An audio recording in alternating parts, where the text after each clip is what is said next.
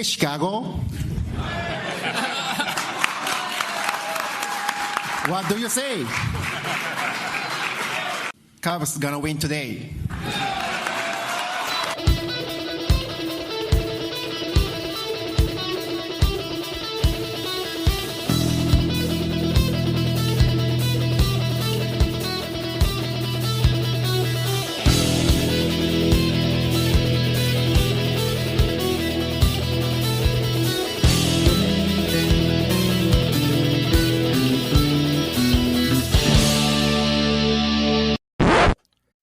When Sweet Tarts dared to combine sweet and tart, they thought, why stop there? Why not create other exciting and unexpected combinations, like rainbows and ropes, or fruity and gummy, or chewy and more chewy? That's why they created fun treats like Sweet Tarts Twisted Rainbow Ropes, Gummies Fruity Splits, and Chewy Fusions. When you dare to combine, it's sure to blow your mind. Sweet Tarts, dare to combine. Visit sweettartscandy.com to shop now. Auto insurance can all seem the same until it comes time to use it. So don't get stuck paying more for less coverage. Switch to USAA Auto Insurance and you could start saving money in no time. Get a quote today. Restrictions apply. USAA.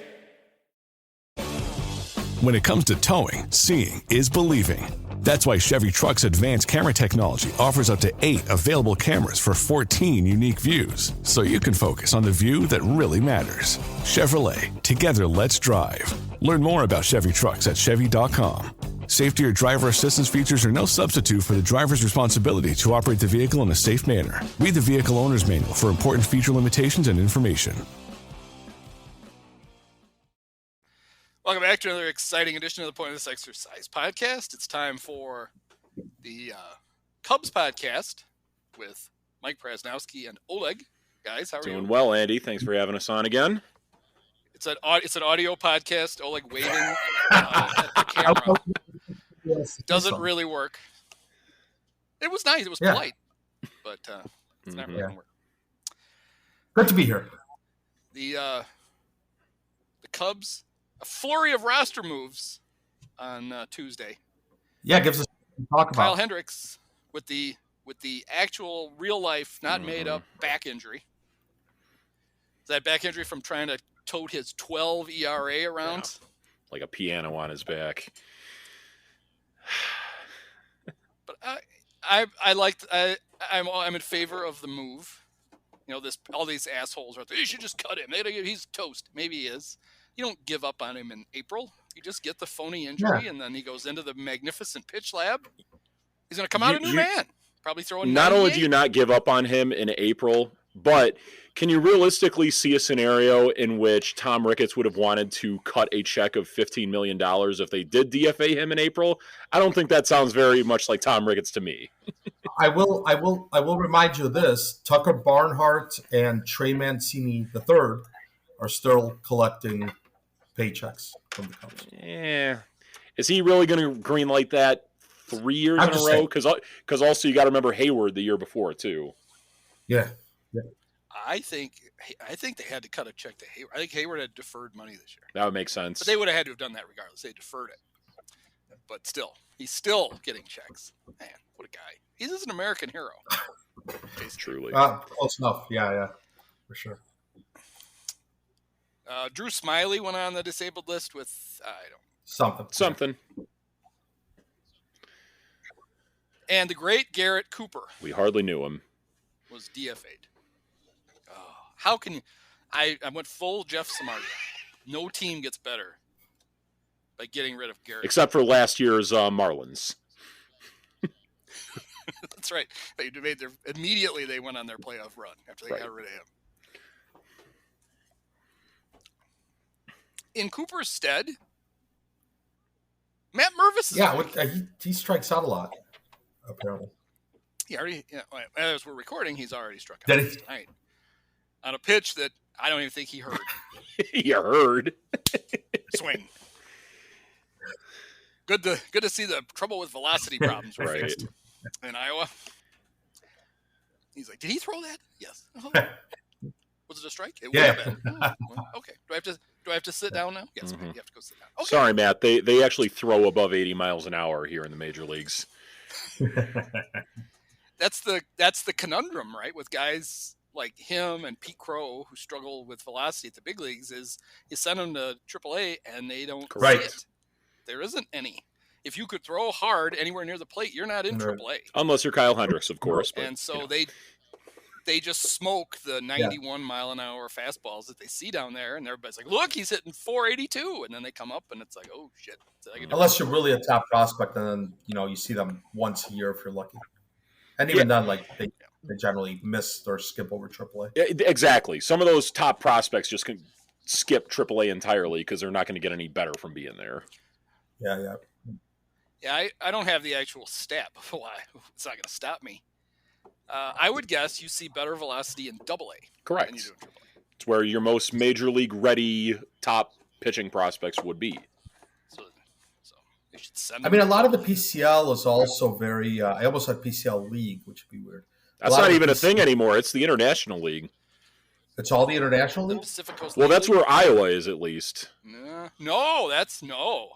Remember, Michael Bush was the PCL League, Pacific Coast League, most valuable player. True, but Iowa is the Cubs. The Cubs spent some time in the Iowa Cubs did spend some time in the Pacific Coast League. Okay. Why not? Oh. But now I believe they are. I believe Praz is right. They are in the International League. The Pacific Coast League still thing. Did they have to fly out to like Sri Lanka and Qatar? Oh, we got a tough 4-game series coming up in Bora Yeah, Bora. it's the International. Yeah. Where is that? Don't worry. It's right next to Jones Island. So Mervis is back up, and he is the only left-handed bat on the bench, which is why I think somebody finally realized that. Yeah. And went, all right, we got Garrett Cooper and we got Patrick Wisdom. We really need both of that. And they're like, no. Now, one way you could have solved that is you could have sent Nick Madrigal to Iowa and have the great Mr. Boner switch hitter come back, but no, you can't do that. Nick is too. He's too clutch. Yeah. He is Nicky Two Strikes, right? I mean, that's his nickname. You got to earn. Mm-hmm. You got to earn that nickname. Oh boy! So I decided to look it up.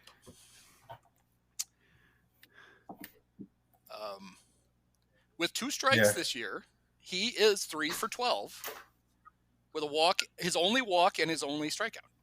Huh. And it's actually higher than his regular batting average. But that was not the stat that fascinated me. What fascinated me was that he has 28 plate appearances. Okay. What do you think his stats are when he's ahead in the count? And specifically, how many of his at-bats end with him ahead? So as this guy with the great eye makes all this wonderful. He either walks or well, he puts the ball in place when he's ahead, either 1-0, 2-1, or 28 3-1. Plate appearances. Or 3-2. I bet 28 plate appearances. But you just told us how many plate appearances or how many at bats he had with 2 strikes, though. Yeah, 3 for 12 with 2 strikes. I didn't. Oh, I did. 12.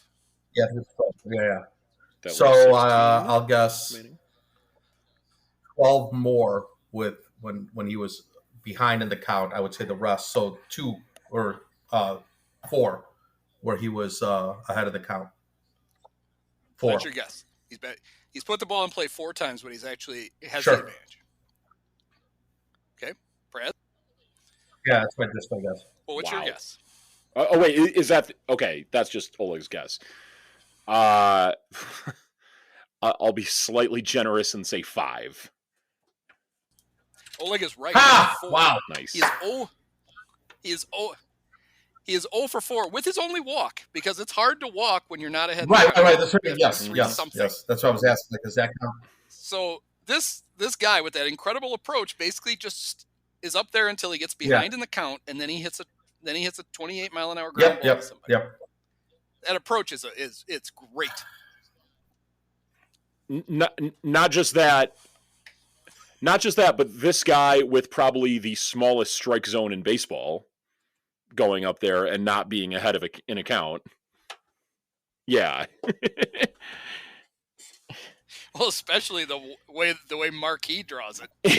When Marquis had that graphic and his strike zone was like a shoot a Tonka box.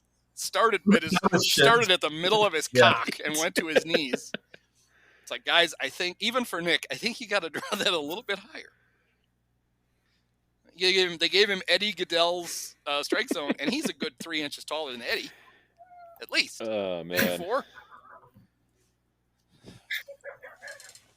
Eddie Goodell was like 3'11". He was very well. Yeah. What was his number? 1/8. 1/8.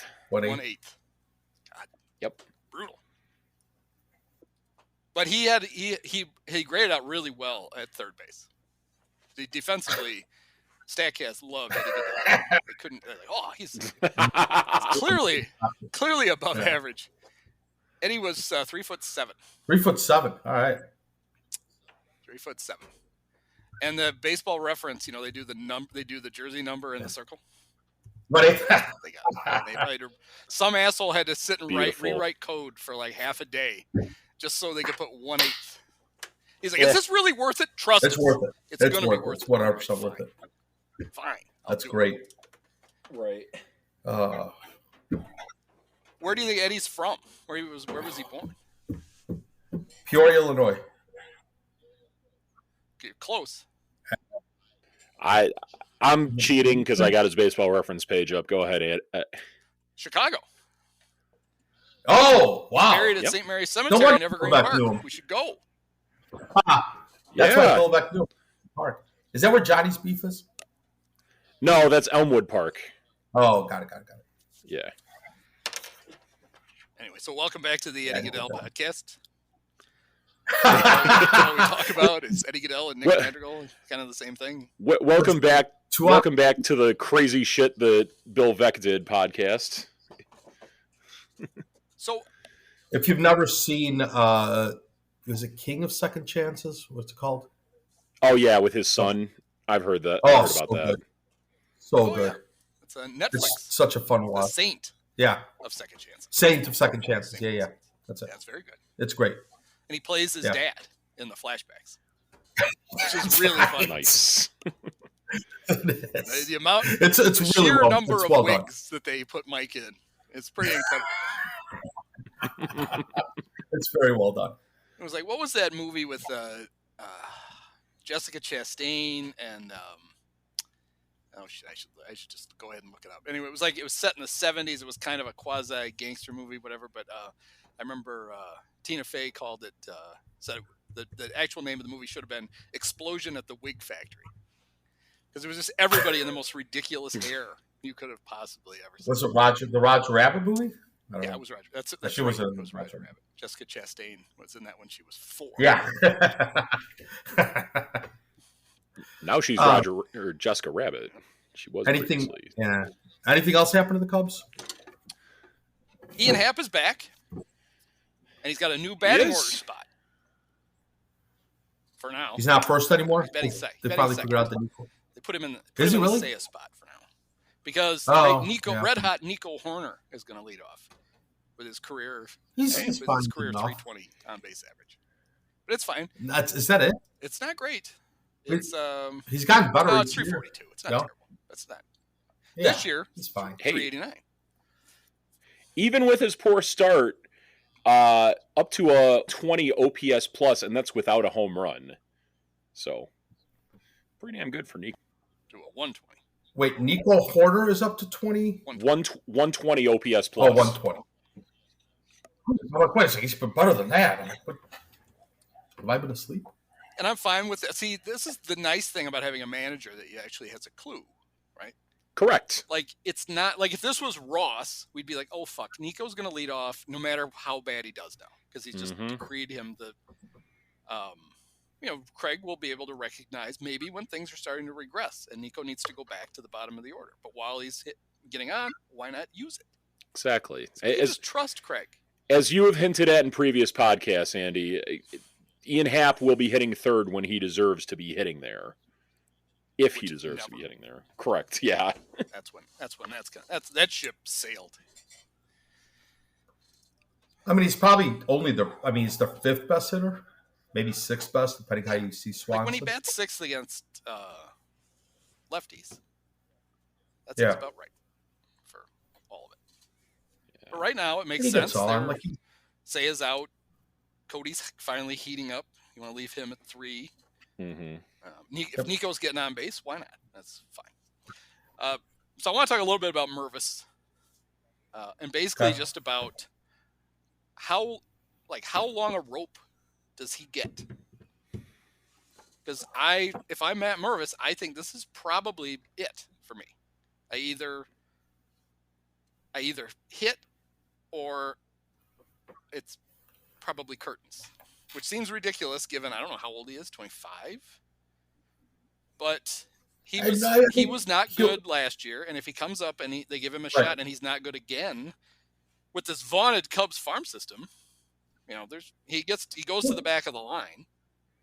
And he'll play baseball for a while. Like he'll play in various leagues or whatever. He just had his easiest way of getting on base ever right now. Just reach via catcher's interference. So off to a much improved start there for Matt Mervis. I see Matt Mervis the same way that I kind of view, the dearly departed Garrett Cooper, is that on another team that maybe might be worse, he might fit in, but he doesn't provide a lot of versatility to this Cubs team, and that's why Garrett Cooper's not here anymore. That's why Matt Mervis, if he doesn't succeed here, might not be anymore either. Yeah. So if you want to be optimistic, right? Like last year, his big league stats and Michael Busch's big league stats were pretty much identical. Right. They didn't have a lot of time in the big leagues. They crushed it in AAA. They have nothing to prove down there. And Busch now has already, I think, established himself as a regular. It's not just a big leaguer, but a regular player. And it's only been 22 games. He just looks like he belongs. He might be a borderline, like at this point, he might be a borderline all-star. Yeah. Like he's not Brian LaHare, like an actual. And so I'm not saying Mervis is going to hit exactly like Busch, but the idea that he struggled last year and, that just means it's not there. We don't know that yet. He's landed in a good spot. Mm-hmm. He's hitting 8th tonight. There's plenty of DH at bats to have for the next couple of weeks because he's the only lefty on that bench. Right. So it's the only way to get an extra left-handed bat in the lineup is to play him because the great Mike Tauchman is already in the lineup. And he doesn't need to hit 330. If he can hit 260 and slug a little bit, he's probably around for most of the season. So while it might be a little daunting to him to realize, if they give me another 100 at bats and I don't hit, I'm probably toast. He's got a good opportunity here if he hits a little bit. I don't think he gets to 100 if he doesn't hit. He doesn't I think Sale. He barely got to 100 last year, and they took all the other first basemen away, so that Ross had to play him. Right. But they got Michael Busch now, and I think it's one of two things that's going to happen. Either they bring up Matt Shaw and just move Morel to DH to get him going again, or something like that, or Seiya comes back, and then Mervis is kind of done. Right. Well, when Seiya comes back, Mervis needs to stay. He needs to out-hit the great Alexander Canario. Right. And he probably doesn't have to out-hit him. He's just got to be close. And Tauchman. Well, but Tauchman doesn't have options. Boog wouldn't let that happen. Boog would tie himself into the Greyhound to keep it from leaving the station back to Des Moines if they tried to demote Mike Tauchman. Well, my point is that Tauchman would be the lefty off the bench or the DH. I mean, there's still the DH spot to sort of play with. Morel's not hitting well. Yeah, I think Tauchman has to stay because he's their extra outfielder. Right now, he's in the outfield. But when Seiya's back, he stays because he's the extra guy. And so really, there's one spot there for Mervis and Canario to kind of wrestle over. But that's an easily both of them could be gone. You don't exactly trust.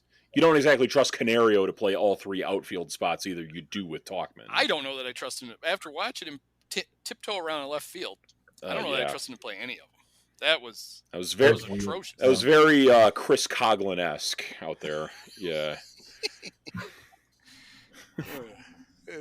That's why it's like, Jesus, does he think there's landmines out there? What was just the weird? It was serpentine. Was that the in-laws? He's running around. Come on, Al. You'll be all right. But yeah, I think one path is already kind of black for Matt, and that's Bush. Yeah. I mean, that guy's going to be your first baseman now, and he was legitimately not good defensively in the spring and early. And it's kind of funny when you put a relatively good athlete in the big leagues at a position and just let him play it for a little while. Amazing. He just kind of figures it out. Mm-hmm. And now he looks very comfortable there. Kind of wish they would do that with the guy that starts a lot of the games at third. Christopher Morel. Just kind of leave him there. He makes some really great plays. He does. Made some in the series against Seattle. He made like 2 plays like right back to back that kind of saved that middle game. He literally saved that game. Yeah. With those plays, and he's going to make errors. I mean, that's just part of it. That's why to me it's just weird that they're still pulling him at the end of every game. Well, it's like at some point you just got to let him finish. Exactly. You had brought up on a previous podcast with Dave Brown talking about in the blown 8-0 game in San Diego, the fact that, Madrigal came into that game later and then they had to pinch hit Garrett Cooper for him. The thing that I had brought up in conversations ever since that is, what if Garrett Cooper in that scenario with nobody on base wound up hitting a game-tying home run? Now you're stuck with Garrett Cooper slotted as your third baseman, where you probably would have to switch him and Michael Bush, have Michael Bush play third. No, they had not used Mr. Boner. Master Boner. They would have had to have put in. They would have had to go to their fourth guy in that third base spot to try to finish that game. Still, at that point, the most infuriating thing was they took Morel out when it was 8-7. Right. Like if it's 8-0 and you're like, we got this in the bag. Let's go defense. They didn't. It was already 8-7, and when he took him out, he didn't have to be a genius because I recognize this, and I'm no genius. I said I think they're gonna have to score again to win this game, even though they're up 8-7, and you can't take. This was before the 3 for 40 that he's currently on. Right. He was still hot, and it's like just seems dumb. And it was. But my point, regardless, though, is that if you have after that where you're forced to either play one of Bush or Master Boney at third base, you're stuck with a third baseman in the game now that you honestly probably feel worse about having in your game as from a defensive standpoint than you would otherwise if you just kept Morel in there. So it's. Long term, the better plan is to just let him, take his lumps over at third and figure it out. And, he's improved on the defensive side, I'd say. He's cooled off at the plate, but he's gotten a lot better fine-tuned. He did have I did love it that he had an error saved from him earlier this week when he threw a ball into the first base dugout, but it was called a foul ball by the umpire. Yeah. That luckily saved I was just looking out for him. Yep. Like, he's a nice kid. We'll just call that foul. Yeah. So now, on a broadcast the other day, neither one of you may have seen it. So I remembered the story about how when Morel was in the very, very, not even the minors, he was in the Dominican Academy, that he had an accident and he really fucked up his arm. And then I looked it up and I actually read, and then I saw what the accident was. He was on a bus going to, they were going to a game, and they stopped at they call it a cafeteria, but I just picture it's a Dominican convenience store, probably owned by George Bell. And Christopher looks up, and the bus is starting to roll out, and he's still in there. So he runs to the door, and he goes to open the door, but he somehow sticks his arm through the glass, and he cuts it severely to the point where they had to take him to the hospital. And so I knew that he had to overcome that injury, and it was pretty serious. He had to have surgery and all that other stuff. But then on Marquee on, I think, Saturday, and they didn't, this is typical, Boog will babble about everything forever. He briefly talked about it, and then they showed a picture of Morel, and they didn't explain what the picture was. It just showed his hand kind of pushed straight out. Boog claims that Morel can't close his left hand all the way. He's got the same like, hand. That seems like I'm like, that might seem like a reason why you might struggle a little bit, Right. is if you can't actually close your glove. But Clearly he can get it around a bat. So they didn't explain Right, it. right. They just stopped. They just showed this picture, no context, didn't explain it. Because then I'm sure they had to interview some fucking, some 9-year-old caught a foul ball, and they had to go interview that guy for Yes, that oh kid God, for an hour. Yeah. And it's like, hey, I, you actually had something interesting, and then you just stopped. You didn't bother to talk about it. Thanks a lot. Thanks for nothing. That's why I read that, and that's bonkers. That's not. So I don't even know if it's true. He should have had Coy Dolan Hill by his side to tell him bring a baseball with him and have them patch it up that way. So they had him. Well, they did actually. What they did was he put his hand in a glove, but they just sewed the glove shut. And then he pulled his disfigured hand out of it, and he went, "No, I need you to sew the fingers back on." I'm like, oh well. Well, to be fair, it's not like he's got problems with the ball going into the glove and coming back out. Well, two of his first 3 errors this year were him just dropping line drives. Right.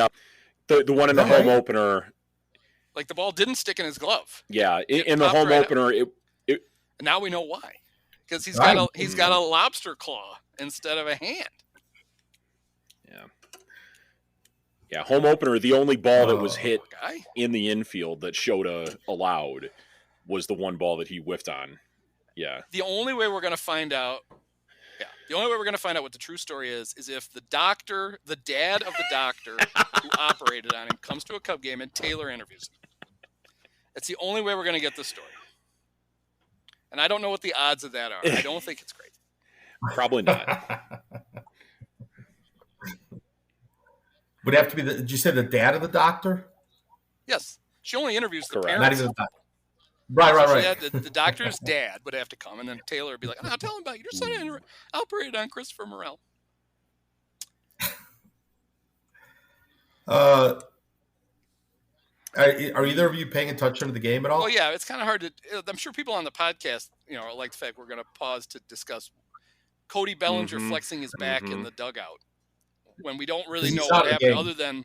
Yeah. So here's what I thought happened, because it's marquee. So they had a split screen, and they showed Alexander Canario and Mike Tauchman both at various times throwing and catching a baseball. And what I thought happened was I thought late in the game they took Hap out because of his hamstring, and they were making it, because of the way they did it, they're making it look like Canario was throwing the ball from right field all the way to left. But actually what happened is Tauchman is in center and Canario's in right, because Hap is still limping around the outfield because Cody is wincing in pain in the dugout, which is great. Not great when he missed a. It's sympathy. It's sympathy pains for Kyle Hendricks' face. There you go. The pain was transferred to Cody Bellinger. Kyle's Munchausen him. He's convincing him that he has Munchausen by proxy in Cody Bellinger. He's convinced him that he's got the same back injury that he just. Oh, you're right. I think it is. This is what they get for shaking their fist at the baseball gods. Yeah, you fuck with Rob Manfred's injured list, and there are ramifications. Well, that's fun. Well, that sucks. So I wanted you guys to guess another thing because it's fun. It's like a half-ass game.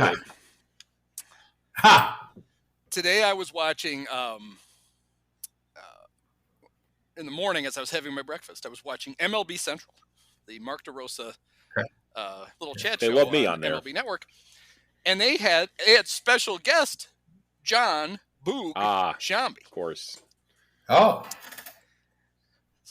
Zooming in from his palatial apartment, it looked like somewhere near Wrigley Field, I think. And I don't think either of you can guess who he immediately started talking about. Which current Cub he started to talk about on. Does it happen to be the one who's currently patrolling center field for the Cubs, Mike Tauchman? Yeah. Yes. The Palatine plotter himself, Mike Tauchman. And I was like, you got to be kidding me. Really? Do you think this is what America... So these are these are America's baseball fans, all 9 of us who are watching this show. And you're on to talk about the Cubs, and immediately you think, you know what they're going to be interested in? They're going to be interested in Mike Tauchman. That's what they want to know all about. Well, Tauchman got a lot of national attention for the catch he made last year. Yeah, that's good. Cardinals, right? Yeah. So that's what when they have you on April 23rd, 2024, you immediately talk about a catch he made in July of 2023. That ultimately got the Cubs nowhere. It's even what he said. Even what he said cracked me up because he's like, they're asking, so how are the Cubs looking early in the season? And he's like, well, the defense hasn't been great, but it's coming around, which there's really no evidence that the defense is coming around, especially over the weekend when bright lights or the sun, which I guess is the ultimate bright light, made it impossible for them to catch fly balls. But he said that's getting better. And he said offensively, one of the things they do, they've got 3 guys who grind at bats and wear pitchers down. And that would be Mike Tauchman, list him first, Ian Happ, and Michael Busch. Yeah. You wouldn't think the guy who hit home runs in 5 straight games might be the talking point there. Right. You want to give him top billing. No. Right. No. Let's talk about the journeyman extra outfielder that apparently is Boog's only friend on the team. He talks about him incessantly. He brought him up in different times. The first 3 innings of the game, he told a different Mike Tauchman anecdote. And it's like, nobody gives a shit, Boog. Like, it's fine. We're glad there's a local guy who's playing okay, but you don't have to talk about him all the time. There's other guys. I know he's the only one who likes you, but still. First of all, Andy, everyone needs a friend. Second of all, Boog's not from Chicago. No, he's not. Why No, is he so proud? he's relating to the. Well, no, he's not the Chicago guy. Tauchman is. He's relating. that's what I'm saying. Relating to the audience because Happy. every Cub fan is so proud of the fact that a suburban kid's on the team. It's such a novelty that that's all we want to talk about. I'm still mad that they gave up on Nick Martini. Yes, after exactly. Like 3 at-bats. Where's Jason Kipnis when you need him? Right. I love the fact that Kipnis signed with the Cubs for his last year just for the experience of playing at Wrigley Field. He was so excited about it. And all he gets is a 60-game half-ass season with no fans. He might as well have been playing in a parking lot behind a YMCA. He's like, this is great. This is my dream, to play in a completely empty the stadium I went to as a kid. I wanted to play in it completely empty. How have I completely repressed? Correct. He was damn near the everyday second baseman. Cubs? Yeah. Started 44 games. Yeah. How did I completely repress that? Well, you have long COVID. That could be why. Holy shit. Wow. All right. Good for him. The only notable moment with him was it was him and Steven Souza doing that like weird dugout dance to Anthony Rizzo's walk-up music. Right, I believe on the same day that the Cubs designated Steven Souza for assignment in the middle of a doubleheader. Yes. In the middle of a doubleheader, one of the great. Did they do that to activate Jose Martinez, who then went for his Cubs career? Their great trade deadline pickup. Yeah. That was in 2022, huh? Yeah, a lot of shit happened. The Cubs made the playoffs that year. That's the last time they've made the playoffs. I remember that. Weirdly enough, I remember the playoffs. It just somehow don't remember. They were in the playoffs for 27 hours, and they scored 1 run. Ian Happ. Got to play 17 innings. Remember the 2020 season off his eye. Rails, I remember Ian that. Happ fouled the ball off his face. Yeah, like he and Jason Hayward were their only good offensive players in the in the bubble or whatever it was. And with just like a week to go in the season, old Happer hits one straight down and takes it right between the eyes and goes blind. And that was the end of it. But he still's the only one. At least he hit a home run in the playoffs. You'll be happy to know that I'm looking at the transactions from the 2020 Cubs right now. September 8th, released Steven Souza Jr. The day before, it was not Jose Martinez that they made room on the roster for, but the great Billy Hamilton that they made room on the roster for. Yep.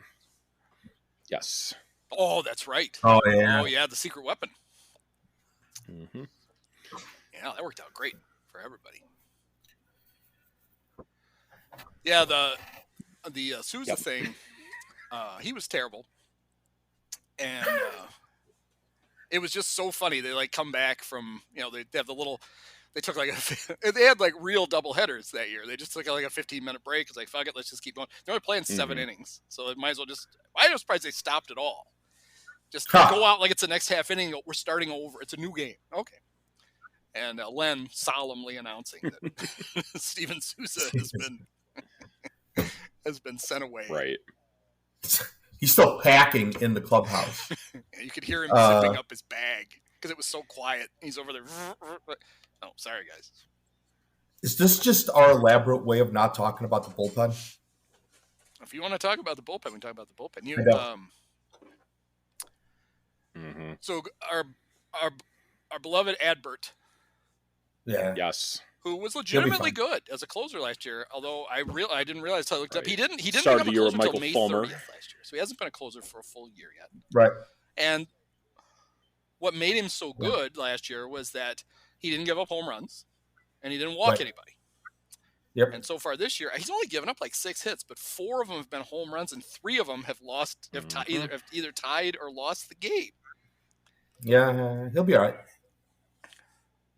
And I do think that. I think he'll be fine. I think every closer goes through this, and I think the way they handled this is fine. He's going to pitch in the 7th or the 8th for a little while to get a few outs, and then back on the thing. The problem is, in his stead, they don't really have anybody. They've got the great Hector Neris, who I hopefully when the Astros showed up for the series, they brought Hector's elbow, because I have a feeling it had fallen off in their bullpen at some point. The point I wanted to make was it's kind of like this is a $230 million roster. And granted, probably should be a $260, $290 million roster, whatever. But at what point does Hoyer get the blame for not really putting much depth behind a roster that doesn't have the depth that $100 million rosters have? It's pretty amazing considering last year's season fell apart. Yeah. Because they didn't have enough pitching. They didn't have enough pitching depth. Mm-hmm. And in the offseason, all he did was replace people. Mm-hmm. He didn't add anything to it. Shota replaced Stroman. And Neris replaced Fulmer. He didn't do anything else. So what was the idea that like guys were just going to magically get better in the offseason? Because it's not like there's this long line of young pitchers on this pitching staff. Right. And they had to bring Keegan Thompson back up. And they sent him out there like, oh, he's throwing three scoreless innings. Like, yeah, well, the fucking ball is all over the backstop. But so far he's gotten away with it. But it's not been the most impressive, scoreless start.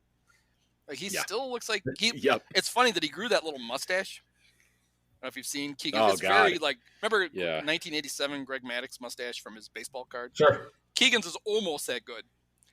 I feel like he grew the mustache to just like not to fool people. That it's like, no, this is not. I'm not. This is like that's a Keegan Thompson. That guy sucked last year. Tegan Thompson. I love that. I'm Tegan Thompson. Huh? Much. Yeah.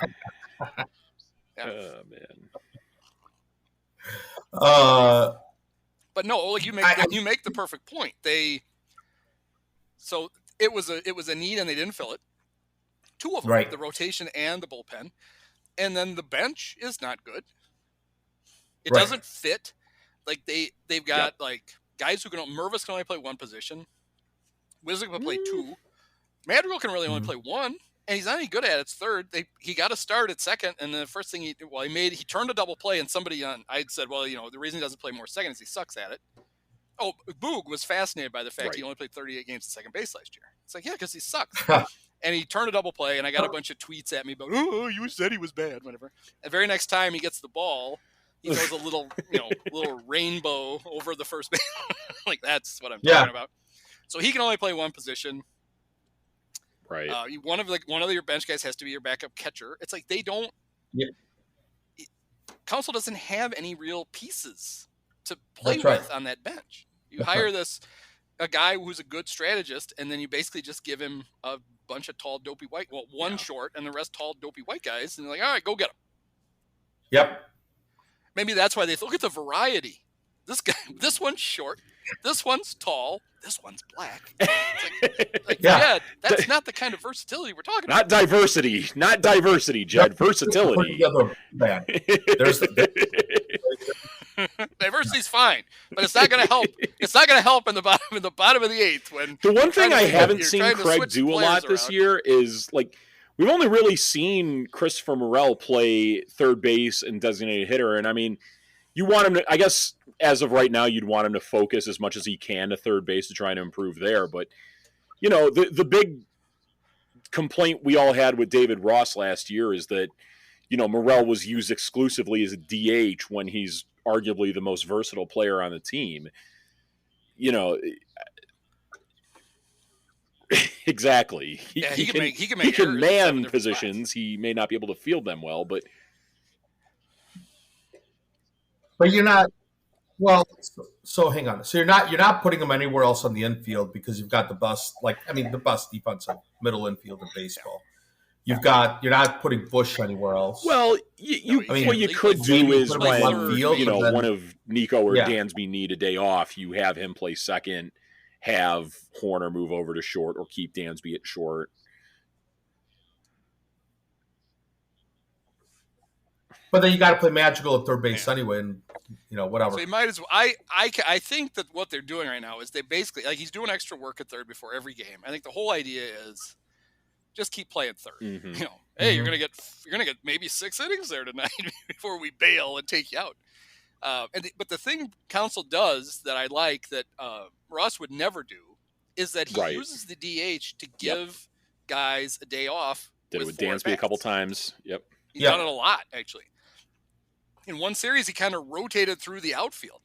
Tuchman played like right, center, and left, and the guy, either say Cody or Hap DH'd. And he did it with Dansby. I'm sure Ross was at home going, what the hell's going on?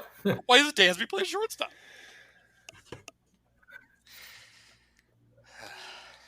So I do like that. I like that. Yeah, I mean, I get it. I think if the Morel third base, maybe once Matt Shaw shows up, then maybe Morel goes back to more of a super utility role. But right now, I think it makes sense to do it the way they're doing it. In fact, I don't think he's still in the game right now. Let me check. As I keep saying it nauseam. It's like I'm like Boog. Nope. I'm like fucking Madrigal's in there. God damn it. I'm always talking about. He's not. Christopher Morel finishing games. Whee! I guess I wouldn't mind so much them taking him out late in games if they weren't replacing him with that. Right.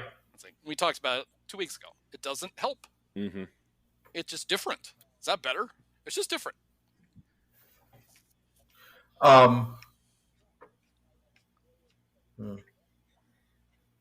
Yeah, I mean Hoyer, this has to be on him.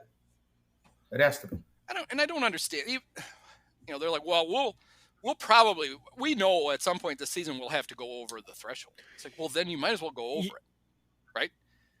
Like now, you might as well go over it eventually. Now, but why not do it? Bullpens year to year can be so volatile that honestly, they'll probably be in better shape from a pitching standpoint after the trade deadline when they know who is actually had a proven good year as opposed to opening the year thinking like Hector Neris was going to be the same pitcher he was with Houston last year.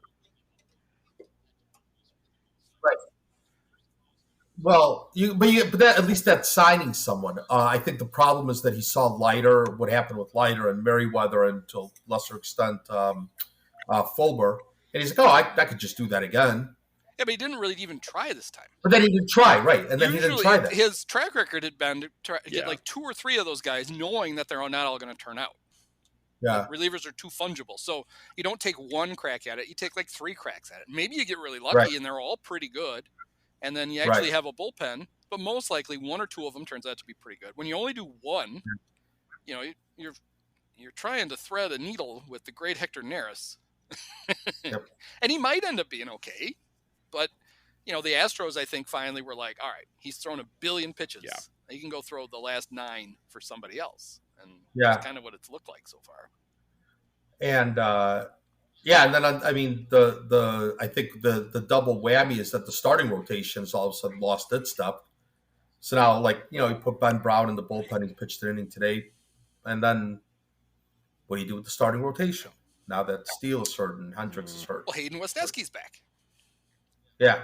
That's nasty. That'll solve it. because he threw four scoreless innings the other night. So he's figuring Give him the ball again for 4 innings. Now it is funny because Counsell clearly likes him. Like thinks Hayden's going to be something. Hopefully he's right. But that was the same thing with the rotation. That was you could have looked at it and you're like, okay, well, Tyon was bad last year. He only had all year. He only had 2 wins against a team with a winning record. He lost his first 8 decisions. He was awful, but he'll be better. Why? Oh, because Kyle. We knew this could be a possibility when they brought him back. I mean, his shoulder is not like I've talked about this before, but it's absolutely true. He went to a surgeon, and surgeons love nothing more than to cut guys. That's what they do for fun. And they looked at him and went, yeah, there's nothing we can do with that. Maybe you can just rehab it and try until that falls off. And it was fine to bring him back. He had a 3.70 ERA last year. Why wouldn't you bring him back? But you can't bring him back with nothing behind him in case he has a 12. I don't know, maybe a 12 ERA after 5 games. Like that was a shock to you that was a possibility. They were hesitant enough that whatever, like Saha had a bunch of people, and it made sense at the time. Like, well, they're going to pick up his option. What they probably will do is pick it up, but then renegotiate and sign him to like a 2-year deal, so they can spread instead of 1 year 16. We're going to give him 2 years at 25. We'll save a little. He gets an extra $9 million on the way out, and they didn't even do that because they're like, "Oh fuck, we don't want to pay this guy next year. He's got we'll be lucky if he gets through this year," and that's fine. If then you somehow plan for okay, if the wheels fall off Kyle, we're going to put this guy in. Right. And who's that guy? They don't have that guy. Well, I think that's the plan with Mustasi, but Steele getting hurt doesn't help. Yeah. And then,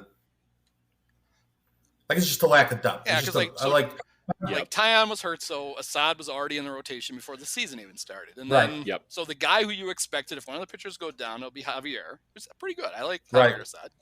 I like him a lot better than Jordan Wicks. But they have to use him immediately. And then another guy goes down. It's the old, Len loved to quote Theo, you got to have like 8 starting pitchers to get through a season at least. Yeah. So let's go with 4 and see how that works. That's basically what they decided they were going to get through the season with. It'll be fun when Cade Horton comes up. That might be fun. Yeah, you just hope that I'll tell you what, Tommy John doesn't call him before he makes his debut.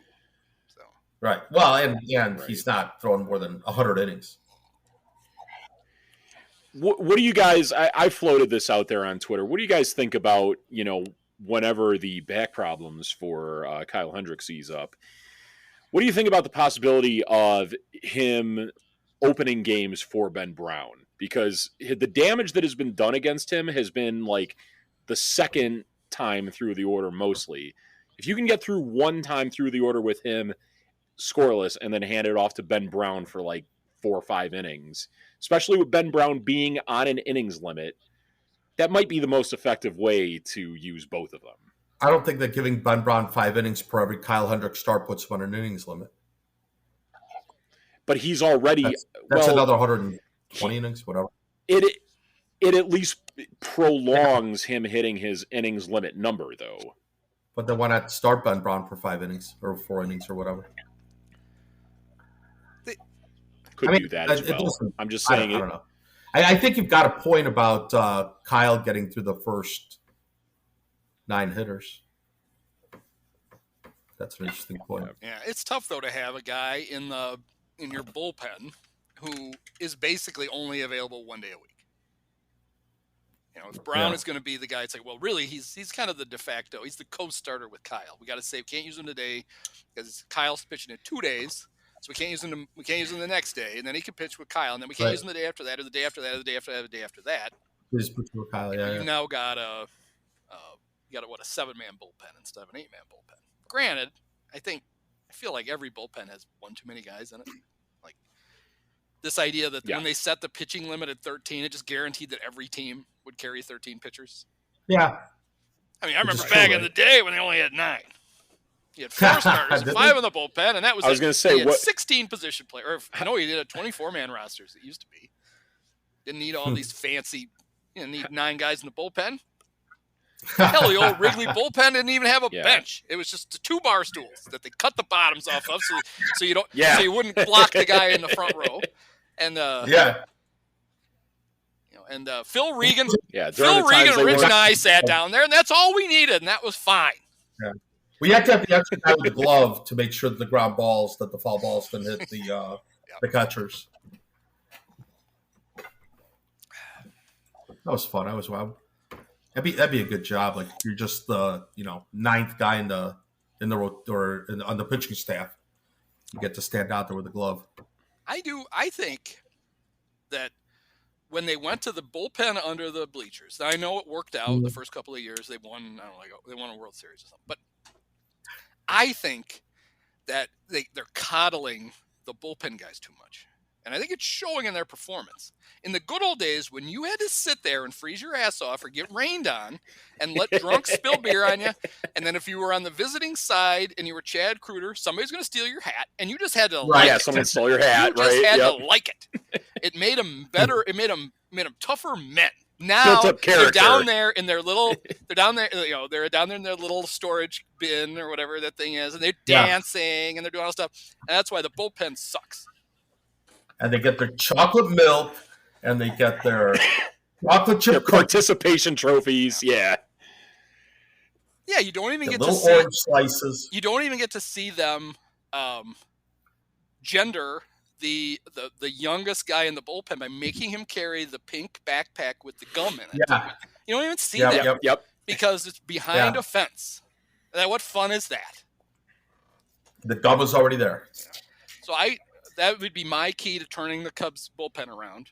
Wouldn't be going out and don't trade for anybody. Make him sit. Yeah. Make him move fucking Fabian down. Kick him down. Yep. And put some stools out. And you're gonna sit there. And the other team can be under the bleachers, being sissies. But you're gonna be out there in the elements. And we're gonna harden you. And by September, when you're in there and there's some big at bat, you're pitching to Mookie Betts with the bases loaded. That's nothing. Compared to some guy taking a whiz over that little half wall onto your back while you're sitting there trying to chart pitches. And then with the current bullpen, with the current space where the bullpen is, you expand the utility tunnel of fame. This is genius. Wow. And you leave it open during game. Yeah. While the balls, the ball, like the old Yankee Stadium, the monuments used to actually be on the field. Yep. And Jimmy Pearsall had to hide. You went nuts and hid behind one or whatever it was. The tunnel's open during pitching changes. Players and other teams go in and they learn a little Cub history. And maybe then when it's time for them to be free agents, they're like, you know what? I read. Did you know they drafted Joe Carter back in the day? They did. This is a great franchise. Yeah. I'm gonna go sign with the Cubs. I want to have some guy. Some guy can make a Shawanow meter sign about me. Well, what happens tracking my batting average? When you're hitting, if you hit one of the statues, you win a free steak. Yes. Oh, if you hit the Ryan Sandberg statue, you get hair plugs. Yes.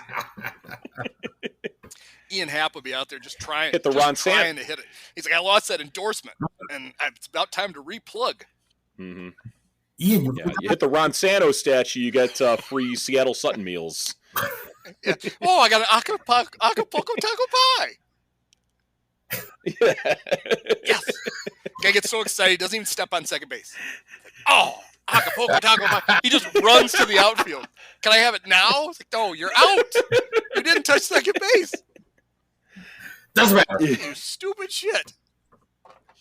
There's Carter telling Jet. I think, honestly, I love the enhancements, but I think it's distracting the players. We're going to have to go back to the other stuff. This is terrible. Well, I think we solved it. Man.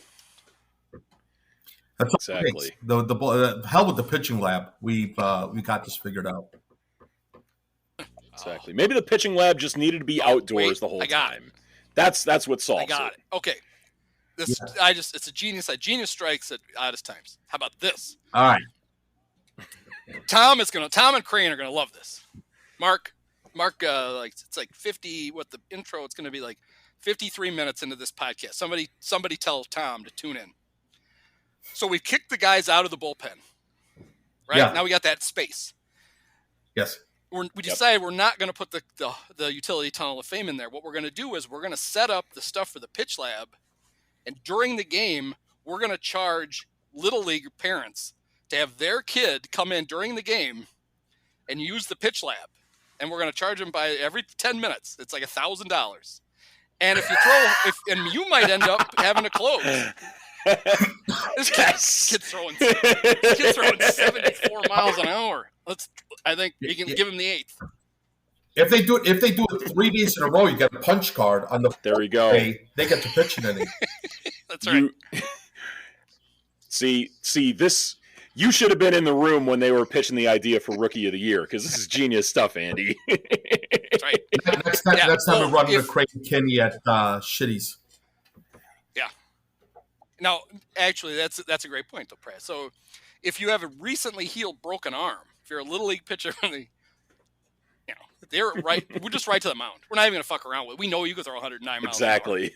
We're not even putting you in the lab. We're going to waste electricity on that? This is perfect. All right, get out there and face this. But this solves a lot of problems. It fixes the bullpen. It's a revenue stream that will help allow if we don't really need to go over the luxury tax because we got basically free labor. But if we do for any reason, we got cash on hand now. Oh, this is great. Mm-hmm. Maybe not only free labor, might even be able to loan some of it to the Bears for their stadium. Exactly. It's the new market inefficiency. One thing I forgot to, because Praz asked me about this right before Ole got back from walking his dog, and that's not a euphemism. And there was no podcast last week. Dave Brown and I didn't do our normally scheduled podcast, and he was like, "Well, what did Dave tell you to fuck off?" And I said, "Well, not yet." But so first there were travel issues. So my mom, I've never called her mother in my life. She spends the winter in Florida, down there doing what people in Florida do, going to Trump rallies and driving her golf cart around. And when as is tradition, and in the early spring, she comes home. We've never been able to convince. She bought a house in Florida, her and my dad, but they refused to put a car in it. So she flies down. One of us suckers drives the car down and then flies home. And then in the spring, we have to do the reverse. She flies home. Don't want the 85-year-old driving, back from Florida. And so she flies home and we go down and get the car and we drive the car back. So it was my turn. I drove the car back. And so that's why people are like, there was no newsletter on Monday. Well, that's why. I was busy driving right up the middle of the country in a, what is it? It's a Buick. I could find it in the parking lot because our name was on the license plate. Anyway, that was a silver Buick that I was driving back. And on Monday I was driving the second leg of the Cannonball Run back to Northern Illinois. And I wake up in a beautiful hotel, Super 8 hotel room in Athens, Alabama. The highlight of going to Athens, Alabama. Do you guys know what Buc-ee's is?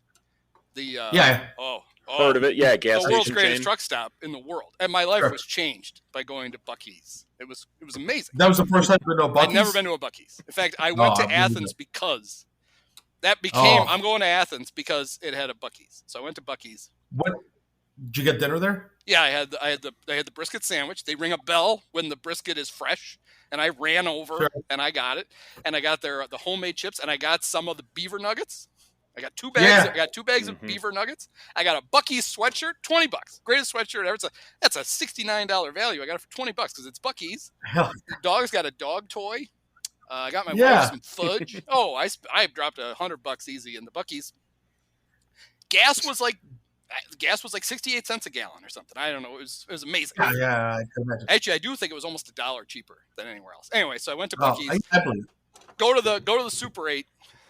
Enjoy my fine Buc-ee's bounty. Go to bed. Wake up in the morning. Mm-hmm. Hot diarrhea. Guys are just. I've never shit like that in my life. I'm not blaming Buc-ee's. I'm sure I got something on the plane. So now I got to drive. I got a 12-hour drive or 10, and I'm like, I'm just This is going to be fun. I'll be stopping every 10 minutes. So here's what I did. There was a Publix. I went to the Publix. I got some Imodium, and I got a couple of bottles of kefir. I actually bought a cooler. I bought a cooler, filled it with a bag of ice, put 2 bottles of kefir in it. Kefir used to be a sponsor of Cubs Radio. It's probiotics. Got some Gatorade, put that in there, went back to the hotel, made another deposit, hopped in the car, I drank a whole bottle of kefir, like Jesus Christ, in, I don't know, 5 minutes. It's drinkable yogurt. You can't really chug it, but I did. Oh, okay. I was fine until Tuesday night when you ran out of kefir. Oh, well, I still had kefir, but it all came back. And I was like, so I kept thinking, I need to talk to Dave and figure out what day we're going to do the pod. And I'm like, I could just picture myself like in the middle of it, go, I'll be right back, and running off. So there was no pod last week because I was pooping soup. But I'm fine now. God. I feel great. Down about 28 pounds. It's wonderful. See, you know what would have solved all this is if you had yourself a nice pack of North Shore adult diapers. I thought about it.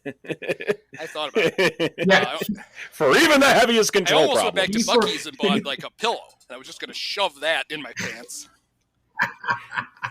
But thankfully, kefir is nothing to fuck with, man. Oh, I drink kefir all the time. That's like.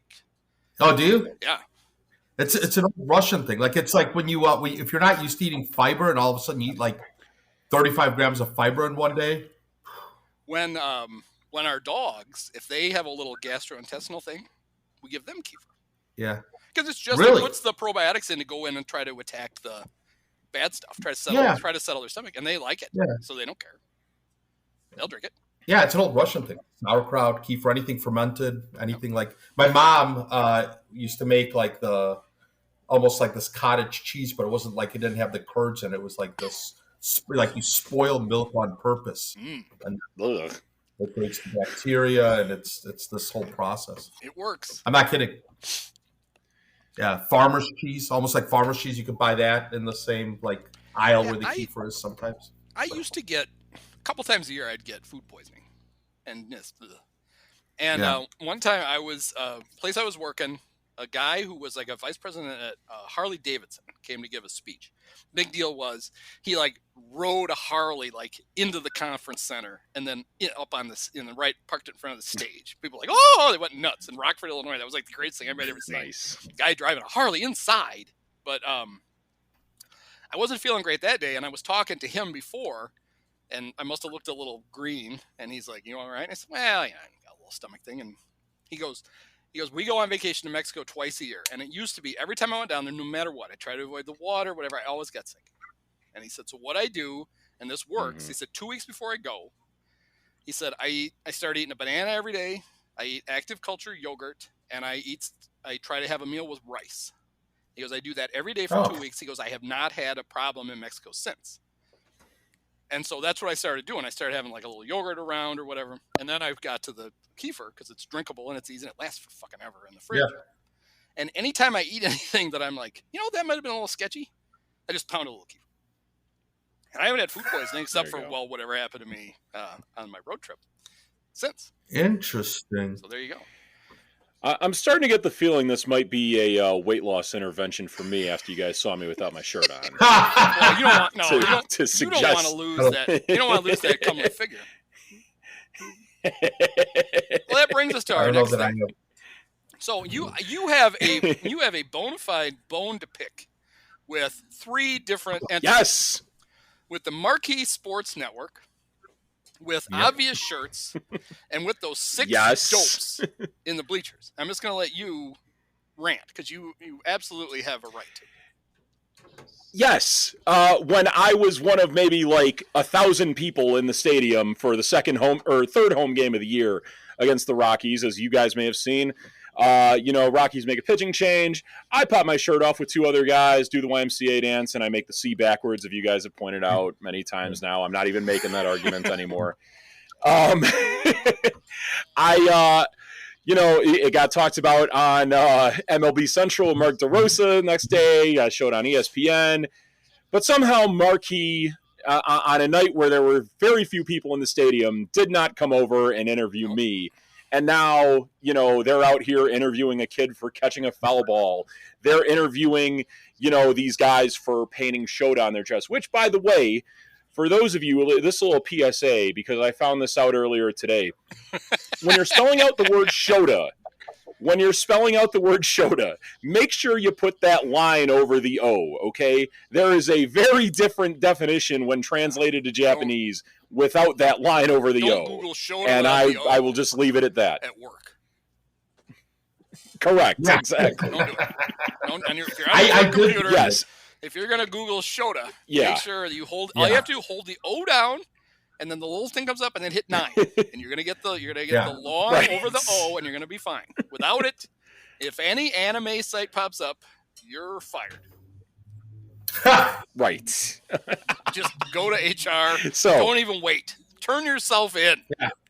Just look. I have to resign. Listen, Taylor McGregor, I briefly met you in Pittsburgh last year at a Cubs-Pirates game. I know you remember my face from just saying hi to me.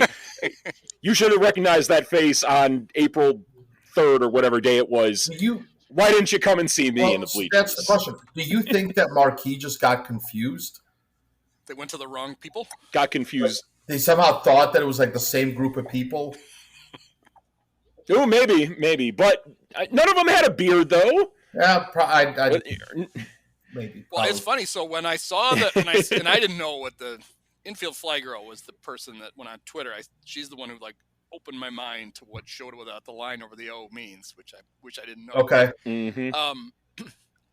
I was annoyed when they first showed those guys that the O didn't have the line over it, just because it looks cool. That's why I do it. And the thing I think it looks cool.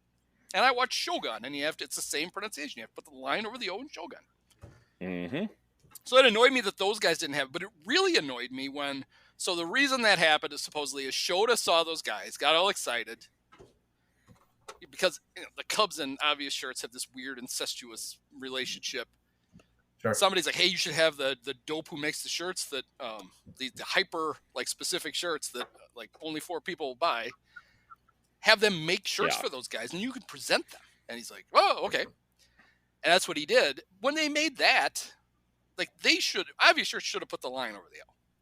That's their. And they didn't. Correct. Even though the guy didn't have it, they should have righted that wrong. I think it looks better. Exactly. And I like to honor and then, Japanese of course, culture. It's the right spelling. Yes. I mean, the other spelling is not it's hilarious. The other spelling. It's not the same letter, right? No. Yeah. And then they show them on TV during Sunday's broadcast, and then they take the shirts off, and it's Shota spelled out, but on a day that Shota is not even pitching. Yeah, well, that's why they were getting interviewed. What are you going to do? Yeah. You should have spelled out Tyone. Yeah. There you go. Well, my idea to help turn around Geyser. How many guys do we got to get for that? Yeah. Should have had that in the tank when Jeff Samardzija was a Cub. Need a whole roll. He's all I thought about that morning. I was like, oh, God, no. Yeah. I've Samardzija all over the place. It's terrible. See, this is what we got to do. What was that supplement you were talking about that helped with your bubble guts? Well, it's not a supplement. Kefir is a drinkable yogurt made by the good folks at Lifeway. Yeah. Okay, so I'll be the K. Oleg, can you be the I? And then we'll get some other guys to spell out Kefir. Kefir? Yeah. Yep. Keife. Lifeway is a Russian company from Chicago. Oh. This Kefir might have a weird accent over one of the letters when you really spell it too. It's kefir in Russian. I guess not. It's Keifir. Yeah. It's a fermented milk drink similar to a thin yogurt. Yeah. Or ayran that is made from kefir grains, a specific type of mesophilic symbiotic culture. I'm all about the symbiotic culture. It's a whole I'm not kidding. It's a whole Russian. The whole probiotic thing, the whole gut health is a Russian. Yep. From the turn of the century too. They figured this stuff out a long time ago. Turn of the 19th and not into the they 20th. didn't figure it out in 1999. No. It was 1899 when they did it. Yeah.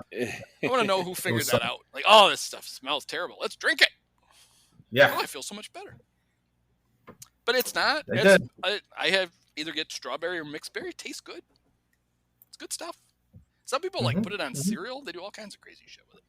I drink it right out of the bottle. In fact, my wife wasn't feeling good one day, and she's like, I'm going to steal some of your kefir. And she stops. She goes, you've been drinking right out of the bottle? I said, yeah. She's like, I'm going to go get my own. Yeah, I can't be right, because the milk, like, you could have bacteria in there. Well, it was funny. So I'm driving down. For a while, I was chugging it in the car. And I'm listening to, it was Patriot Day. I was listening to the Red Sox and Indians while I was driving. Starts at like 9 o'clock in the morning. Yeah. And I'm driving along, and for some reason, I look up in the mirror, and I have this kefir mustache. And I look insane. I should have just left it. All right. Well, I mean, we went from Matt Mervis to diarrhea to things, what Shota means without the line over it, although we didn't actually explain. I think we pretty much hit on everything anybody would be interested in. Look it up yourself. This is homework for the viewers or for the listeners. Turn a VPN on and then look it up. Mm-hmm. And now we've got that on Google Sergio Mitre too. Yeah, don't do that. Oh. Don't look up. Oh shit! Who was the Bears linebacker? Yeah, why can't I think of it? Oh, I remember who you were talking about. Something various. No, it was bad. It was awful bad. Yeah. I don't even want to think. No. It wasn't. Yeah, no, that wasn't good either. Yeah. It'll come to me. Don't Google. It'll come to me. I don't want to look it up. It'll come to me as soon as I click it. There's people screaming at their dashboards right now, but that's all right. Oh God. All right. Well, thanks. I'm sorry. Many of us have herpes. No, I thought it generally sucked. I didn't think it was a specific suck. I thought it was like an all-encompassing type of suck. So, we're going to try and rectify that. But for right now, I'm going to be pretty pissed about it. It's fitting. It's got to be done with one of the best games of all time. Just unbelievable. Got to congratulate the Dolan family.